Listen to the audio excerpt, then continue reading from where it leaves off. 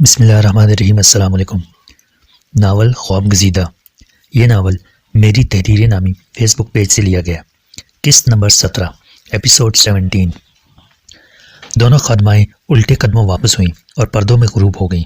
پھر وہ دونوں دروازے سے نکل کر تیز تیز چلتی اس مقام پر پہنچیں جہاں تانیہ کو رکھا گیا تھا۔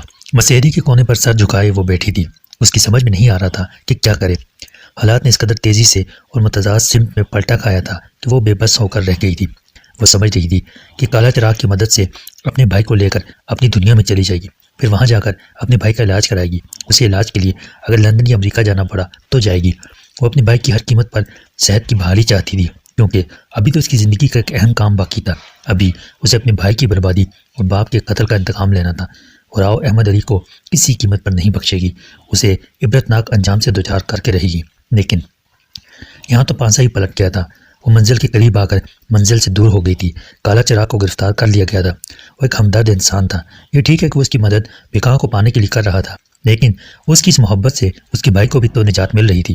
جانے اس کے ذہن میں کیا منصوبہ تھا۔ کاش بکا کچھ دیر اور نہ آئی ہوتی تو وہ کالا چراغ اسے اپنے منصوبے سے آگاہ کر چکا ہوتا اور وہ اس پر عمل کر کے اپنے بھائی کی رہائی کے لیے تگ و دو میں مصروف ہوتی۔ اب وہ گہرے کنویں میں تھی جس کے پانی میں وہ تیر تو سکتی تھی لیکن اس سے نہیں نکل سکتی تھی۔ دروازے پر آہٹ ہوئی۔ تانیہ نے سر اٹھایا تو اپنے سامنے دو خادماؤں کو پایا۔ وہ اپنی شکل و صورت سے جڑواں پہننے لگتی تھیں۔ وہ دونوں اس کے نزدیک آ کر بڑے ادب سے کھڑی ہو گئیں، پھر اس کے سامنے ذرا سا جھکیں اور سیدھی ہو گئیں۔ ان میں سے ایک نے گفتگو کا آغاز کیا۔ وہ تجھے بلایا ہے۔ یہ عجب انداز گفتگو تھا۔ تانیہ کی سمجھ میں کچھ نہ آیا۔ کس نے بلایا ہے؟ راکل نے، اس نے سمجھایا۔ تو چلو۔ تانیہ یہ سنتے ہی اپنا بیگ کندھے پر ڈال کر چلنے کے لیے تیار ہو گئی۔ ایسے نہیں، وہ بولی۔ پھر کیسے؟ تانیہ نے پوچھا۔ پہلے غسل کر لو، تم تھک گئی ہوگی۔ غسل کر کے کپڑے تبدیل کر لو پھر چلو۔ نہیں، میں تھکی نہیں ہوں، میں فوراً راکل سے ملنا چاہتی ہوں۔ میرا بھائی صحرا میں جانے کیسا ہوگا؟ ہمیں نہیں معلوم کہ تو کیا کہہ رہی ہے۔ خادمہ کی سمجھ میں نہ آیا۔ تمہیں سمجھنے کی ضرورت بھی نہیں ہے، تم لوگ بس مجھے راکل کے پاس لے چلو، اس نے کہا۔ ایسا نہ کریں، خادمہ سہم کر بولی۔ تو اس کے غصے سے واقف نہیں؟ جو میں نے کہا ہے وہ اسے جا کر بتا دو۔ رہ گیا اس کا غصہ تو وہ میں دیکھ لوں گی۔ اس نے مجھے سمجھا کیا ہے؟ اس طرح راکل ناراض ہوگا تو اس کا حکم مان لے گی تو وہ تجھے کالا چراغ سے ملا دے گا، یہ اس نے کہا ہے۔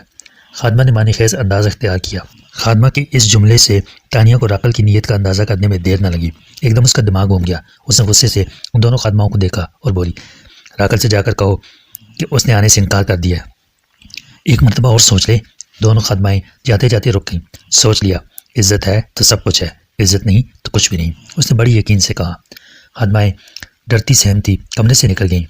تانیہ غصے سے کمرے میں چہل قدمی کرنے لگی۔ آخر اس نے مجھے کیا سمجھ رکھا ہے؟ یہ کس طرح کے لوگ ہیں؟ ایک وہ اس کی بہن ہے جس نے میرے بھائی پر قبضہ جما رکھا ہے، ایک یہ ہے جو مجھ پر حق جمانے کی سوچ رہا ہے۔ آخر کالا چراغ بھی تو تھا، اس نے اسے کبھی خواہش بھری نظروں سے نہیں دیکھا، حالانکہ وہ اس کے ساتھ تنہا رہی۔ وہ ایک سچا اور کھرا آدمی تھا۔ جانے اس راکل نے اس کا کیا کیا ہوگا؟ محبت نے اسے کہیں کا نہ چھوڑا تھا۔ وہ ایک ایسی عورت کے پیچھے خوار ہو رہا تھا جو اسے سیدھے منہ بات کرنے کو تیار نہ تھی۔ وہ اسے چمگادڑ کا بچہ کہہ کر پکارتی تھی۔ وہ ایسا کیوں کہتی تھی؟ محض بے عزت کرنے کے لیے، یا اس کے پیچھے کوئی راز ہے؟ راز؟ تب اسے یاد آیا کہ جب کالا چراغ اسے محل میں لے کر گیا تھا تو وہاں کوئی نہ تھا۔ اس کے اصرار کرنے پر کہ یہاں تو کوئی نہیں ہے، اس نے ایک منظر دکھایا تھا۔ وہ بڑی بڑی چمگادڑوں کا منظر تھا۔ پھر جب وہ سوئی تھی تو آنکھ بند کرتی وہ خود کو ایک پتھر پر سوتا پاتی تھی اور آس پاس چمگادڑیں دکھائی دیتی تھیں۔ کیا کالا چراغ کوئی ایسی مخلوق تو نہیں؟ وہ سوچتے سوچتے رک گئی۔ کیا ایسا تو نہیں کہیں وہ چمگادڑ تو نہیں؟ ہائے نہیں، یہ سوچ کر اسے پسینہ آ گیا۔ ابھی وہ ان الجھاؤں میں الجھی ہوئی تھی کہ اچانک دروازہ کھلا اور راکل مسکراتا ہوا اپنے عصا کو پکڑے اطمینان سے اندر داخل ہوا۔ تانیہ اس وقت ٹہل رہی تھی۔ وہ فوراً گھبرا کر مسیری پر بیٹھ گئی۔ راکل اس کے نزدیک آ کر رک گیا۔ مجھے پہچانا؟ اس کے چہرے پر ایک خبیث سی مسکراہٹ تھی۔ جی ہاں، پہچان لیا، آپ کا تو مجھ پر بہت احسان ہے۔ تانیہ نے اسے میٹھی باتوں سے بہلانا چاہا۔ آپ کا نہیں۔ راکل نے اپنے ایک ہاتھ کی انگلی اٹھا کر انکار میں ہلائی۔ تیرا کہو۔ یہ بدتمیزی ہے۔ ہمارے ہاں اسے بدتمیزی نہیں سمجھا جاتا۔ اچھا خیر، میں یہ کہہ رہی تھی کہ میں نے تجھے بلایا تھا، تو آئی کیوں نہیں؟ تو نہیں جانتی کہ راکل سے انکار کرنے کا کیا مطلب ہوتا ہے؟ تو بھی آخر بیکاں کا بھائی نکلا، تانیہ نے کہا۔ راکل کے لیے یہ قطعاً غیر متوقع جواب تھا۔ اس جواب پر وہ ایک لمحے کے لیے سٹپٹا گیا، اپنے اندر سمٹ گیا۔ سہم کر اس نے فوراً ہی سنبھالا لے لیا۔ اسے ایک ناتواں انسان اور وہ بھی عورت سے ڈرنے کی کیا ضرورت تھی بھلا؟ تب اس نے ایک عمل کیا ایک ایسا عمل کہ وہ چکرا کر رہ گئی۔ اس نے اپنا بل کھایا ہوا عصا نکالا اور اسے درمیان سے پکڑ کر اپنا ہاتھ اوپر اٹھایا اور ایک ٹانگ سے رقص شروع کر دیا۔ تانیہ مسحری پر بیٹھی تھی، مسحری کمرے کے عین وسط میں تھی۔ راکل نے اس کی مسحری کے گرد بھی رقص کرتے ہوئے چکر لگانے شروع کر دیے۔ تانیہ مسحری پر بیٹھی تھی، مسحری کمرے کے عین وسط میں تھی۔ راکل نے اس کی مسحری کے گرد بھی رقص کرتے ہوئے چکر لگانے شروع کر دیے۔ وہ بالکل ملنگوں کی طرح رقص کر رہا تھا، اگرچہ اس کے پیر یا ہاتھ میں گھنگرو نہ تھے، لیکن چھم چھم کی آواز آ رہی تھی۔ راکل کے اس بے تکے عمل پر تانیہ چکرا کر رہ گئی۔ وہ بڑی پریشانی سے اسے رقص کرتا ہوا دیکھ رہی تھی۔ اس کا خیال تھا کہ اس کے انکار اور سخت جواب پر اسے کوئی سخت سزا دے گا، لیکن یہاں تو معاملہ ہی الٹا ہو گیا تھا۔ وہ غصہ ہونے کے بجائے رقص کر رہا تھا، اور وہ بھی ایک ٹانگ پر۔ اس کی رقص میں بڑی مہارت تھی، وہ بہت تیزی سے رقص کر رہا تھا، اور یہ تیزی لمحہ بلمحہ بڑھتی جا رہی تھی۔ اس کے ہونٹ سختی سے بھینجے ہوئے تھے اور آنکھیں تانیہ پر مرکوز تھیں۔ اس قدر تیزی سے رقص کی وجہ سے تانیہ کو چکر آنے لگے تھے، لیکن راکل پر ایک جنون طاری تھا۔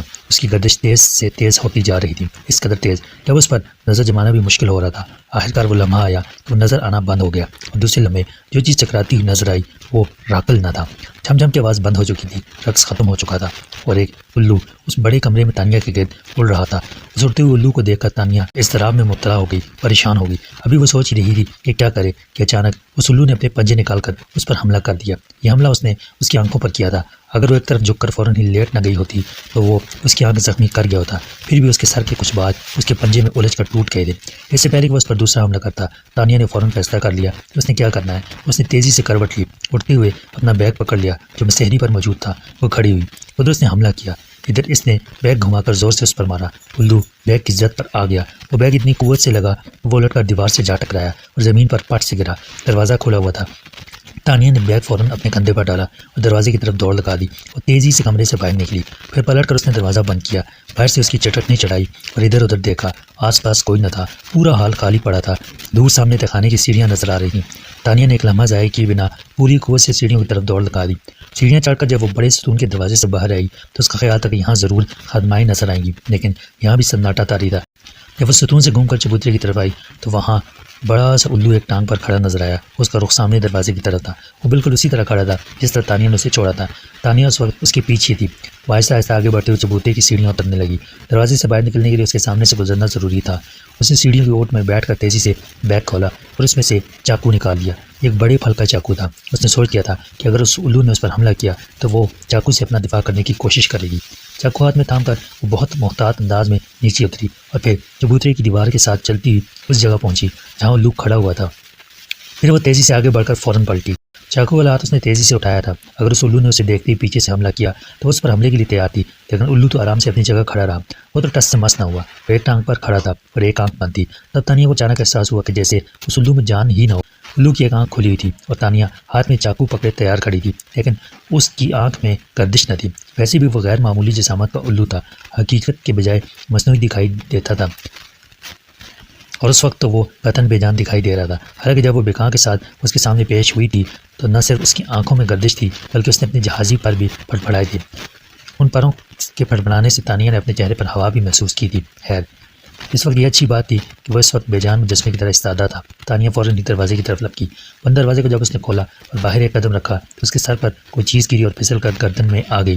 پھر ایک زوردار جھٹکا لگا اور اس کا دم گھٹنے لگا۔ اس نے چاہا کہ سنبھل کر اپنی گردن میں لگنے والے ریشمی پھندے کو کسی طرح تنگ ہونے سے روک سکے، لیکن اس کا موقع نہ ملا۔ جو کچھ ہوا آنن فانن ہوا۔ اس کی گردن کے گرد ہلکا تنگ ہوتا گیا، وہ الٹ کر پیچھے کی طرف گری اور بے ہوش ہو گئی۔ اس کے گلے میں پھندا ڈالنے والی دو دیو کامت عورتیں تھیں، کالی بھجنگ۔ اگر یہ عورتیں تانیہ کے گلے میں پھندا ڈالنے کے بجائے اسے اپنی شکل ہی دکھا دیتیں تب بھی وہ فوراً ہی بے ہوش ہو کر گر پڑتی۔ ان دونوں عورتوں نے پیچھے سے ریشمی پھندا اس پر پھینکا تھا۔ وہ الو کے مجسمے کے برابر چبوترے پر کڑی تھیں اور بڑی تیزی سے ستون کے دروازے سے برآمد ہو کر چبوترے پر پہنچی تھیں، اور انہوں نے تانیہ کے دروازے سے باہر نکلنے سے پہلے بڑی مہارت سے اس کے گلے میں پھندا ڈال کر اسے پیچھے سے گھسیٹ لیا تھا۔ ان دونوں کالی بھجنگ عورتوں نے بے ہوش تانیہ کو اپنے کندھوں پر اٹھایا اور بڑی پھرتی سے چبوترے کی سیڑھیاں چڑھ کر ستون کے پیچھے پہنچیں اور پھر اس کے دروازے میں داخل ہو کر کھٹکھٹ نیچے اترتی چلی گئیں۔ پھر انہوں نے راکل کے کمرے میں پہنچ کر اس کے قدموں میں تانیہ کو ڈال دیا۔ یہاں قدموں کے بجائے قدم کہنا چاہیے، کیونکہ راکل تو ایک ٹانگ کا تھا۔ راکل بھاری چادر اوڑھے مسند پر بیٹھا تھا۔ اس کے ایک ہاتھ میں عصا تھا اور چہرے پر کرب کے آثار تھے۔ اس کی ایک بازو پر شدید چوٹ آئی تھی، اپنا دایاں بازو ہلانے سے بھی معذور تھا۔ اس نے اپنے بل کھائے عصا سے تانیہ کے جسم کو چھیڑا۔ اتنی دیر میں وہ وحشی عورتیں اس کی گردن سے پھندا نکال چکی تھیں اور واپس جا چکی تھیں۔ اس کا سا جسم سے مس ہوتی تانیہ کے جسم میں بھونچال سا آ گیا۔ اس نے فوراً آنکھیں کھول دی۔ آنکھ کھلتی اس کی نظر سیدھی راکل پر پڑی۔ وہ اپنی تکلیف کے باوجود اسے بڑی محبیت سے دیکھ رہا تھا۔ تانیہ فوراً اٹھ کر کھڑی ہو گئی۔ چاقو اور بیگ نزدیک ہی قالین پر پڑے تھے۔ اس نے سوچا کہ جھک کر اٹھا لے، لیکن باوجود ارادے کو ایسا نہ کر سکی، کیونکہ راکل نے اندازہ کر لیا تھا کہ وہ کیا کرنا چاہتی ہے۔ اس لیے اس نے فوراً اپنے عصا سے چاقو نزدیک کر کے اپنے پیر کے نیچے دبا لیا تھا اور پھر بڑی عجیب لہجے میں بولا، وار کرنا چاہتی ہے؟ ہاں، تانیہ نے بے دھڑک کہا۔ اور کتنے وار کرے گی؟ ابھی تو تم مجھ پر وار کر کے بھاگی ہے۔ میں تیری صورت بگاڑ دینا چاہتی ہوں، تانیہ نے غصے سے کہا۔ تو جانتی نہیں کہ تو نے کیا کر دیا ہے؟ تو نے میرا ایک بازو بے جان کر دیا ہے، وہ شکایت بھرے لہجے میں بولا۔ کاش میں تجھے ختم کر سکتی، تانیہ کا غصہ برقرار تھا۔ میں تو ویسے ہی مرا ہوا ہوں، مجھے اور کیا مارنا ہے؟ اس نے پھر شکایتی انداز اختیار کیا۔ ابھی تو مرا نہیں، انشاءاللہ تو ضرور مرے گا، اور ساتھ میں تیری بہن کا بھی جنازہ اٹھے گا۔ تانیہ بھڑک رہی تھی۔ اس نے ایک مکروہ قہقہہ لگایا اور پھر رک کر بولا، کیا عورتوں والی بات کرتی ہے؟ اسے عورتوں والی بات نہ سمجھ۔ تانیہ نے اسے گھرتے ہوئے کہا، تو نہیں جانتی کہ تو کہاں ہے؟ تو یہ بھی نہیں جانتی کہ کس کی قید میں؟ یاد رکھ، تیرا جنازہ اٹھنے میں یہاں سے بالکل دیر نہ لگے گی۔ راکل کا تیور اب بدلا۔ میرا چاقو مجھے دے دے، تانیہ نے کہا۔ لے اٹھا لے۔ اس نے فوراً چاقو پر ٹھوکر ماری۔ چاقو تانیہ کے پیروں میں آ گیا۔ تانیہ جیسی چاقو اٹھانے کے لیے جھکی، راکل نے اس کے سر پر اپنا عصا مارا۔ وہ جھکے جھکے وہیں تیور آ کر گر پڑی۔ تب راکل نے بیٹھے بیٹھے اپنا عصا زمین پر کھٹ کھٹ بجایا۔ آواز سنتی وہ دونوں وحشی عورتیں پردہ ہٹا کر اندر آ گئیں۔ اٹھاؤ اسے اور زندان میں پھینک دو، 3 دن بھوکا رکھو، جاؤ، راکل نے تیور بدل کر کہا۔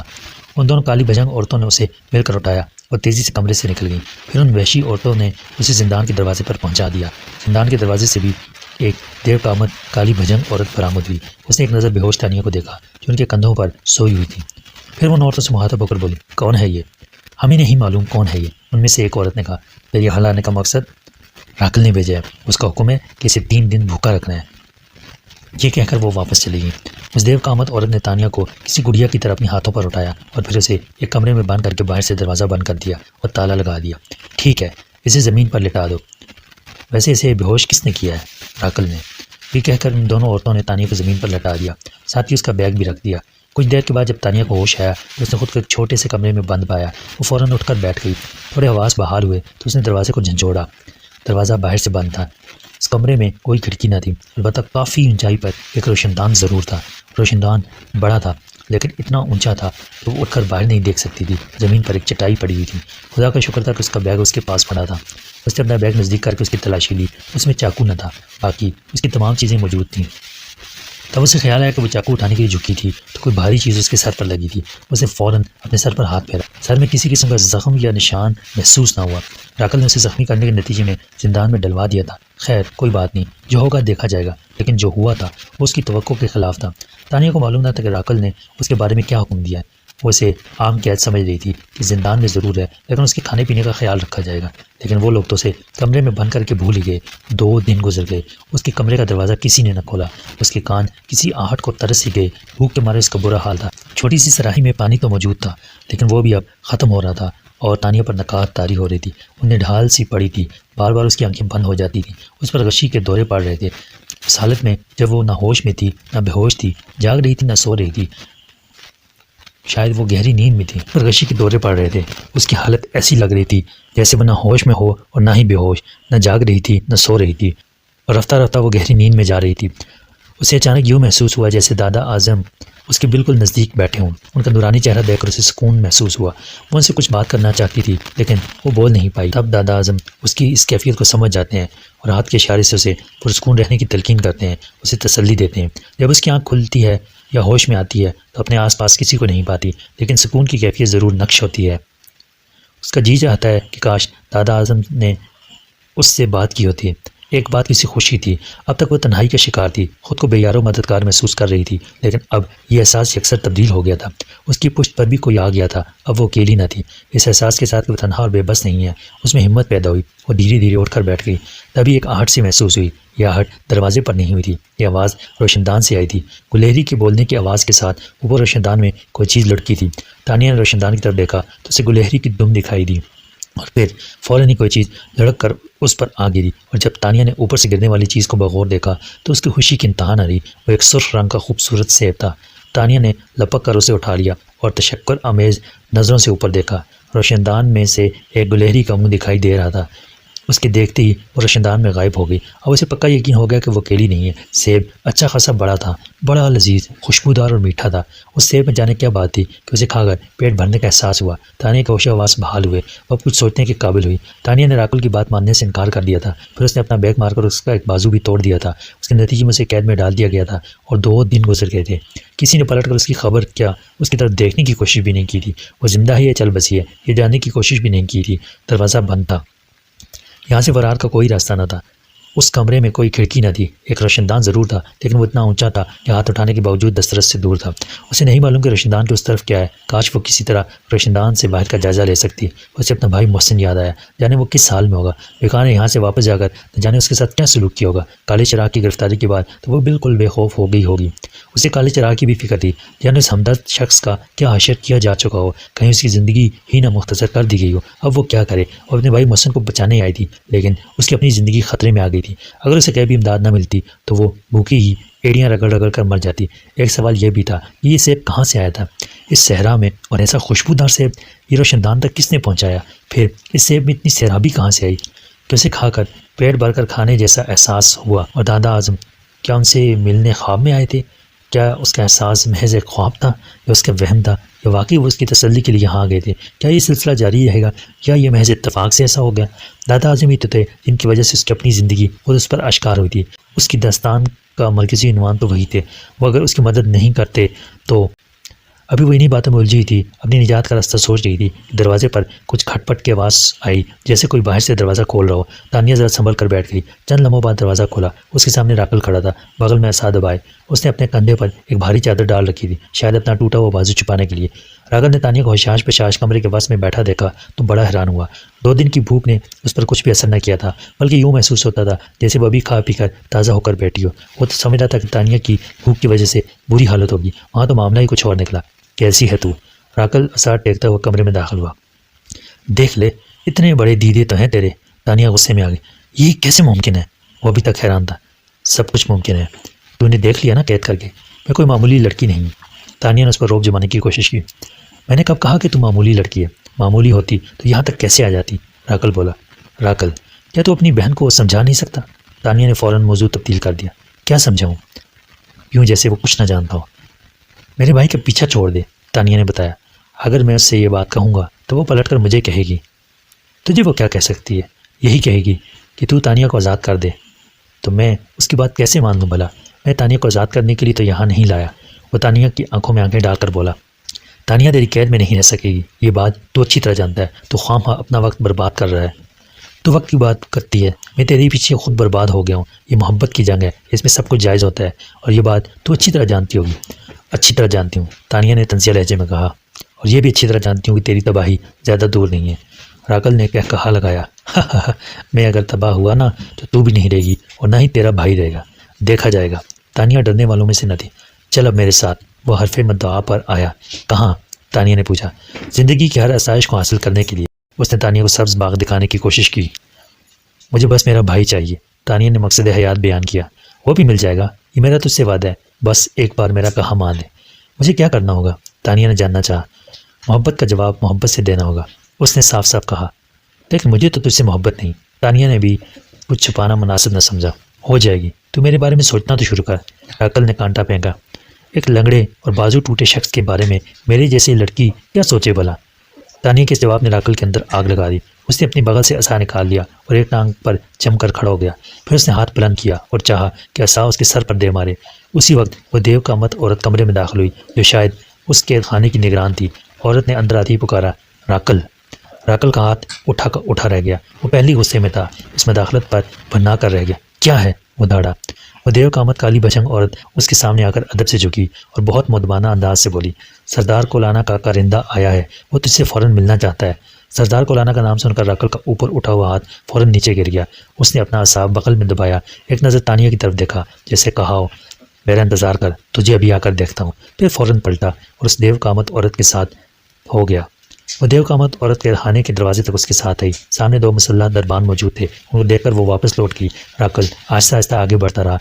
جب راکل اس عمارت کے بڑے دروازے کے سامنے پہنچا تو ایک دربان نے چیخ کر کہا، دروازہ فوراً کھولو، راکل آیا ہے، سردار کولانا کے کرندے سے ملنا چاہتا ہے۔ یہ اعلان سن کر 6 آدمی داہنی اور 6 آدمی بائیں طرف کی کوٹری سے برآمد ہوئے اور ان 12 آدمیوں نے اس بڑے اور بھاری دروازے کو کھولا تو سامنے گھوڑے پر سردار کولانا کا کرندہ نظر آیا۔ وہ سانولی رنگت کے عجیب سے چہرے کا شخص تھا اور راکل کو دیکھ کر فوراً گھوڑے سے نیچے اتر آیا اور پروقار چال چلتا ہوا راکل کے نزدیک آ کر کھڑا ہو گیا۔ ہاں بول سردار کولانا کے کرندے، کیسے آیا؟ کیا تو جانتا ہے کہ تجھ سے کتنی بڑی غلطی ہوئی ہے؟ سردار کولانا کا ہرکارا بولا۔ تو سردار کا کرندہ ہے، کرندہ ہی رہے، سردار نہ بن۔ جو پیغام لایا ہے وہ کیا؟ فضول باتیں نہ کر۔ کالا چراغ کہاں ہے؟ اس نے پوچھا۔ کون کالا چراغ؟ یہ نام میرے لیے نیا ہے۔ راکل انجان بن گیا۔ راکل، پھر بکاں بھی تیرے لیے نیا نام ہوگا؟ ہرکارے نے اندھیرے میں تیر چھوڑا۔ بکاں؟ وہ تو میری بہن ہے۔ راکل نے کچھ پریشان ہو کر کہا۔ کیا تو جانتا ہے کہ اس وقت بکاں کہاں ہے؟ کیا مطلب؟ اس کی پریشانی بڑھ گئی۔ میری بات کا جواب دے تاکہ میں تجھے سردار کا پیغام سنا سکوں۔ یہی ہے میرے پاس سنہرے کھنڈر میں۔ اور کالا چراغ کہاں ہے؟ میں نے کہا نا، میں کسی کالے چراغ کو نہیں جانتا۔ ایسا بولنے سے پہلے یہ سوچ لے کہ کہیں تجھے بکاں کی تلاش میں سردار کولانا کے پاس نہ جانا پڑے، پھر سردار اس طرح کہہ دے کہ کون بکاں؟ یہ نام میرے لیے نیا نام ہے۔ تو کہنا کیا چاہتا ہے؟ راکل نے قدرے غصے سے کہا۔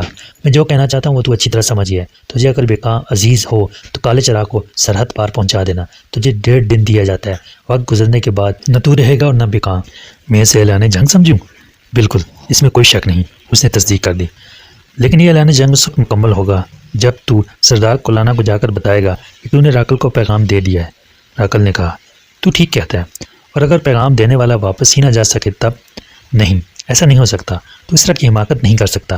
تو اچھی طرح جانتا ہے کہ سردار کولانا کس قدر طاقتور حکمران ہے۔ پھر تجھے یہ بھی معلوم ہو گیا ہے کہ تیری بہن بکاں اس کے قبضے میں ہے، وہ تیری اینٹ سینٹ بجا دے گا۔ سردار کولانا کے کرندے نے بڑے اطمینان سے کہا۔ راکل مشکل میں گرفتار ہو گیا۔ بکاں کے بارے میں سے قطعاً کچھ معلوم نہ تھا کہ وہ کہاں ہے۔ واقعی سردار کے قبضے میں ہے، پھر تو اس کرندے پر موت وارد کرنا حماقت سے کم نہ ہوگا۔ بکاں کی زندگی خطرے میں پڑ جائے گی۔ اسے اپنی بہن سے بہت محبت تھی، وہ اسے کسی قیمت پر کھونا نہیں چاہتا تھا۔ اب راکل کے لیے ضروری تھا کہ کوئی اقدام کرنے سے پہلے وہ بکاں کی گرفتاری کا ثبوت مانگے، ملنے پر کرندے کو جانے دے اور اس کی دی ہوئی مہلت میں کوئی حکمت عملی طے کرنے کی کوشش کرے۔ سردار کولانا کے ہرکارے، کیا سردار نے بکاں کی گرفتاری کا کوئی ثبوت بھیجا ہے؟ ہاں بھیجا ہے۔ یہ کہہ کر اس کرندے نے اپنے لباس میں ہاتھ ڈال کر کوئی چیز نکالی اور راکل کی طرف اچھال دی۔ راکل کے ساتھ آنے والے دربانوں میں سے ایک نے اس چیز کو لپک لیا اور احترام کے ساتھ راکل کی خدمت میں پیش کیا۔ راکل نے اس چیز کو الٹ پلٹ کر دیکھا، وہ بکاں کی انگوٹھی تھی۔ اس انگوٹھی کو وہ بہت اچھی طرح جانتا تھا۔ یہ انگوٹھی راکل ہی نے اسے دی تھی۔ اس انگوٹھی میں نک کی جگہ الو کی آنکھ کی پتلی لگی ہوئی تھی۔ آنکھ کی پتلی کسی ہیرے کی طرح چمک رہی تھی۔ اس انگوٹھی کو دیکھ کر راکل کو یقین آ گیا کہ واقعی بکاں سردار کولانا کے قبضے میں ہے، کیونکہ اس انگوٹھی کے ایک بار پہن لینے کے بعد شادی سے پہلے اسے کوئی لڑکی اپنی انگلی سے نہیں اتارتی تھی۔ یہ انگوٹھی زبردستی اس کی انگلی سے اتاری گئی ہوگی۔ سردار کولانا سے کہنا کہ اس نے میری بہن پر قبضہ کر کے اچھا نہیں کیا۔ اور راکل، کیا تو نے کالا چراغ کو گرفتار کر کے اچھا کیا؟ وہ تو مجرم ہے۔ چل، تو نے اسے اپنے پاس ہونے کا اقرار تو کر لیا۔ تھوڑی دیر پہلے تک تو اس کے نام سے ہی واقف نہ تھا۔ ویسے پوچھ سکتا ہوں کہ اس کا جرم کیا ہے؟ ہرکارے نے پوچھا۔ وہ خواہاں میری بہن کے پیچھے لگا ہوا ہے۔ وہ بکاں سے محبت کرتا ہے، اور محبت کرنا کوئی جرم نہیں۔ مجھے یہ بات پسند نہیں۔ خیر، یہ مسئلہ میرا ہے نہ تیرا ہے، یہ مسئلہ کالے چراغ اور بکاں کا ہے۔ میں نے تجھے اپنے سردار کا پیغام دے دیا، اس کی دی ہوئی نشانی بھی تجھے دکھا دی۔ اب تو بتا کیا کہتا ہے؟ میں کل سورج نکلتے ہی اسے سرحد پر پہنچا دوں گا۔ ٹھیک ہے، بکاں کی نشانی مجھے لوٹا دے۔ ہرکارے نے یہ کہہ کر اپنا ہاتھ بڑھایا۔ راکل نے وہ انگوٹھی اس کی طرف اچھال دی، جسے اس نے بڑی مہارت سے لپک لیا۔ پھر وہ تیزی سے دوڑ کر اپنے گھوڑے کے نزدیک پہنچا، اچھل کر سوار ہوا، ایڑ لگائی اور چشمے زدن میں آنکھوں کے سامنے سے اوجھل ہو گیا۔ اس کے جانے کے بعد راکل نے ٹھنڈا اور گہرا سانس لیا۔ اس کا دماغ چکرا رہا تھا۔ یہ سب کیا ہو گیا؟ سردار کولانا کو کیسے معلوم ہوا کہ کالا چراغ اس کے قبضے میں ہے؟ پھر اس نے بکاں کو کہاں سے اور کیسے اغوا کر لیا؟ لگتا ہے اس نے بکاں کو صحرا سے اغوا کرایا ہے۔ وہ ضرور محسن سے ملنے گئی ہوگی۔ اس کے عشق نے تو اسے کہیں کا نہ چھوڑا۔ اب اسے ہر قیمت پر کالے چراغ کو آزاد کرنا ہوگا، ورنہ سردار کولانا سرفراز شخص ہے۔ اس سے کوئی بعید نہیں کہ وہ سنہرے کھنڈر پر چڑھائی کر دے۔ ہرکارے کی جاتے ہی 12 آدمیوں نے مل کر بھاری دروازہ بند کر دیا۔ دروازے کی آواز پر راکل خیالات کی دنیا سے واپس آیا۔ پھر وہ واپس مڑا اور سیڑھیاں چڑھنے لگا۔ اس کے مسلح دربان اس کے آگے تھے۔ راکل نے پھر زندہ کا رخ کیا۔ اسے دیکھتی دیو کامت عورت نے قید خانے کا دروازہ کھولا اور اس کے پیچھے پیچھے چل دی۔ تانیہ کے کمرے کے سامنے پہنچ کر اس کالی بھجنگ عورت نے دروازے پر ہاتھ مار کر دروازہ کھول دیا۔ راکل کھٹ کھٹ کرتا کمرے کے اندر داخل ہو گیا۔